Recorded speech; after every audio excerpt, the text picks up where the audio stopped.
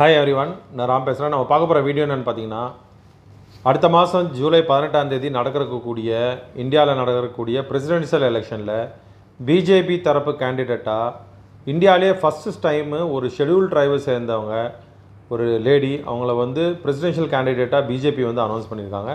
அவங்க பேர் வந்து திரௌபதி முர்மு அப்படிங்கிறவங்க. இவங்க வந்து ஒடிசாவை சேர்ந்த ஒரு ட்ரைபல் ஷெடியூல் ட்ரைபை சேர்ந்த பிஜேபி அந்த ஒடிஷாவில் இருக்கக்கூடிய பிஜேபி லீடர்.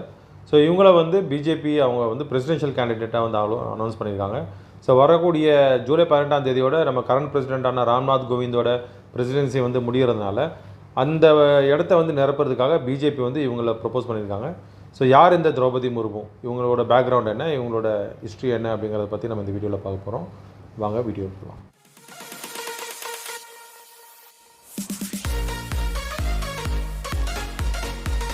திரௌபதி முர்மு அப்படிங்கிறவங்க ஒடிஷாவை சேர்ந்த ஒரு ட்ரைபல் கம்யூனிட்டி வந்து சேர்ந்தவங்க. இவங்க வந்து பிரசிடென்ட் கேண்டிடேட்டாக பிஜேபினால் வந்து அனௌன்ஸ் பண்ணப்பட்டிருக்காங்க. இவங்க ஒரு வேளை வந்து எலெக்ட் ஆனாங்க அப்படின்னா பிரதிபா பாட்டீலுக்கு அப்புறம் வந்து பிரசிடெண்ட்டாக வரக்கூடிய இரண்டாவது பெண் பிரசிடெண்ட்டாக அவங்க வந்து நியமிக்கப்படுவாங்க. இந்தியாவிலே ஃபஸ்ட்டு டைம் ஒரு ஷெடியூல் ட்ரைபை சேர்ந்தவங்க வந்து லேடியாக வந்து அவங்க பிரசிடெண்ட்டாக வந்து வருவாங்க அப்படின்னு சொல்லி அனௌன்ஸ் பண்ணப்பட்டிருக்காங்க.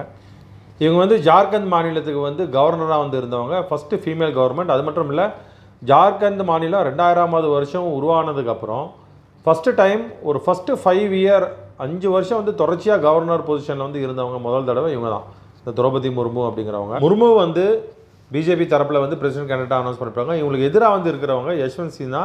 இவர் வந்து பிஜேபியிலேருந்து திரிணாமுல் காங்கிரஸில் ஜாயின் பண்ணார். இவர் வந்து அந்த கட்சிக்கு சார்பாக பிரசிடென்ட் கேண்டிடேட்டாக தான் இருக்க போகிறாரு. இப்போ மோஸ்ட் ப்ராபபிளி திரௌபதி முர்மு அவர்கள் தான் வந்து ஜெயிப்பாங்க. ஏன்னா வந்து என்டிஏக்கு வந்து கிட்டத்தட்ட 48% எலக்ட்ரல் ஓட்ஸ் வந்து அவங்ககிட்ட இருக்குது.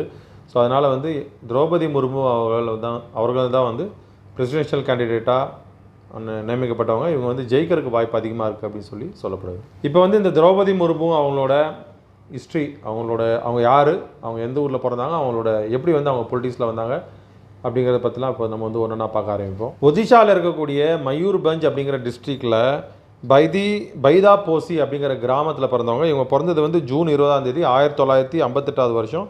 சந்தல் ட்ரைபல் ஃபேமிலி, அது ஒரு ட்ரைபல் ஃபேமிலி. சந்தல் அப்படிங்கிறது ஒரு ட்ரைப் கேஸ்ட். அந்த ட்ரைபல் ஃபேமிலியில் வந்து பிறந்தவங்க 1958 வருஷம் ஒடிஷாவில் வந்து பிறந்திருக்காங்க. தொடக்கத்தில் வந்து அவங்க ஸ்கூல் டீச்சராக வந்து ஒர்க் பண்ணியிருக்காங்க. அதுக்கப்புறம் வந்து 1997 ரைரங்பூர் நகர் அப்படிங்கிற இடத்துல வந்து கவுன்சிலராக வந்து அவங்க தேர்ந்தெடுக்கப்பட்டிருக்காங்க. கவுன்சிலர் போட்டிக்கு வந்து நின்று 1997 அவங்க ஃபஸ்ட் டைம் ஒரு எலெக்ஷனில் வந்து ஜெயிச்சு கவுன்சிலராக வந்து தேர்ந்தெடுக்கப்பட்டிருக்காங்க.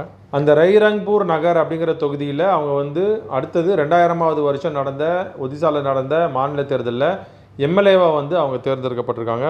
ஸோ அப்போ வந்து பிஜு ஜனதா தள் மற்றும் பிஜேபிக்கு மத்தியில் இருக்கக்கூடிய ஒரு கோயிலேஷன் கவர்மெண்ட்டில் இந்த தொகுதியிலேருந்து, அதாவது ரைரங்பூர் அப்படிங்கிற கான்ஸ்டியூஷன்லேருந்து எம்எல்ஏ வந்து அவங்க தேர்ந்தெடுக்கப்பட்டிருக்காங்க.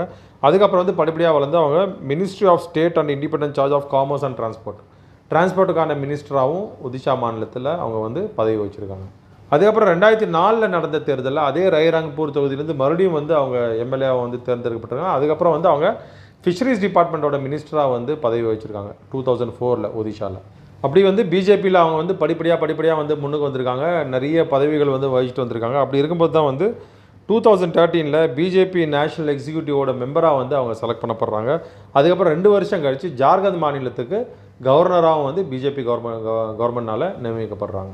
ஒடிஷா மாநிலத்தில் பஜ்ரங் தாலுக்கும் பிஜேபிக்கும் மத்தியில் வந்து பிளவு வந்து ஏற்பட்டது. அந்த டைமில் வந்து பிஜேபியோட வாக்கு சதவீதம் வந்து பயங்கரமாக குறைஞ்சிது. ஸோ இதுக்கு மத்தியில் தான் வந்து முர்மு அவர்களை வந்து பிரசிடென்ஷியல் கேண்டிடேட்டாக பிஜேபி வந்து அனௌன்ஸ் பண்ணியிருக்காங்க. ஸோ இந்த இதில் வந்து அவங்க ஜெயித்தாங்க அப்படின்னா அப்புறம் வரக்கூடிய 2024 ஒடிஷாவில் வந்து பிஜேபியோட கை வந்து மறுபடியும் போகும். ஸோ இவங்க பிரசிடென்ட் ஆன பிறகு இவங்களோட பாப்புலாரிட்டியில் இந்த ட்ரைபல் ஓட்ஸ்லாம் வந்து பிஜேபிக்கு கிடைக்கும் அப்படின்னு சொல்லிட்டு இவங்க வந்து கணக்கு போடுறாங்க. ஸோ 2024 மறுபடியும் பிஜேபியோட ஆட்சி வந்து ஒடிஷாவில் அமையறதுக்கான வாய்ப்பு வந்து இருக்குது இவங்க பிரசிடென்ட் ஆனாங்கன்னா. ஸோ இதனாலேயே வந்து இவங்களை கேண்டிடேட்டாக வந்து பிஜேபி ப்ரப்போஸ் பண்ணியிருக்காங்க. ஸோ இதான் வந்து திரௌபதி முர்மு அப்படிங்கிறவங்களோட ஹிஸ்ட்ரி, அவங்க வந்து யார் அப்படிங்கிறது. ஸோ இவங்க வந்து இப்போ வரக்கூடிய பிரசிடென்ஷியல் எலெக்ஷனில் ஜெயிக்கிறதுக்கு வாய்ப்பு அதிகமாக இருக்கக்கூடிய ஒரு கேண்டிடேட். பிஜேபி வந்து சப்போர்ட் பண்ணுறாங்க. So first Indian tribal women presidential கேண்டிடேட்டாக இவங்க வந்து இருக்க போகிறாங்க. ரெண்டாவது விமன் கேண்டிடேட் பிரதிபா பாட்டீலுக்கு அப்புறம் செகண்ட் பிரசிடெண்ட்டாக வந்து லேடி பிரசிடெண்ட்டாக இவங்க வந்து இருக்க போகிறாங்க. ஸோ இதான் உங்களுக்கு தெரியப்படுத்தணும்னு நினச்சேன்.